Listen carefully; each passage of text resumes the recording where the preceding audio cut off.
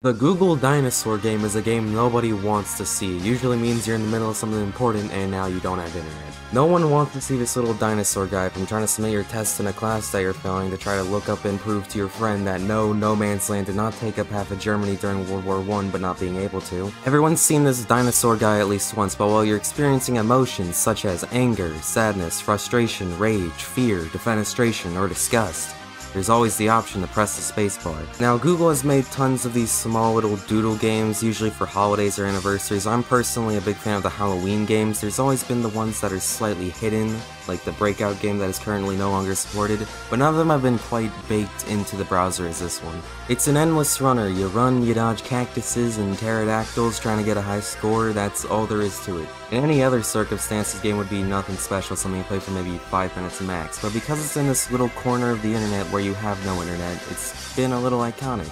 A lot of pro gamers that might watch this video will be correct in stating that Sonic 2 does not need to be connected to the internet for them to play, but think about the casuals, the people that, like it or not, do breathe the same air as you. They might not have Sonic 2 as awful of an existence as that sounds. They might have no other options for the next few minutes other than play this dinosaur game. A little game like this can make an inconvenience a little bit more enjoyable, might even calm someone down. One particular story I have about this game was that my history teacher was trying to do a lesson, but the school internet was messing up and he couldn't get what he wanted to be projected on the big screen. One kid then told the teacher to press space on the dinosaur screen. My teacher didn't know this game existed before and was surprised to find out that it did. He then got over 4,000 points on his first attempt. He then fixed the internet after he died. That guy was a really bad teacher, but he was damn good at that dinosaur game. According to Google, there are more than 270 million rounds of this game played every month. How they get that data considering this game is only playable offline, I don't know. One of the most fascinating parts about this game is how it hasn't been killed off yet, like many of Google's projects. The site killedbygoogle.com lists over 225 services or features that Google has gotten rid of the site constantly updating, one of them being shut down literally yesterday. One project that hasn't been announced to shut down yet, but sure seems like it will be, is Google Stadia, a streaming service for video games that was laughed at for 2 years straight for being stupid. I'm actually not a big gamer, though I do play FIFA 19 quite a bit.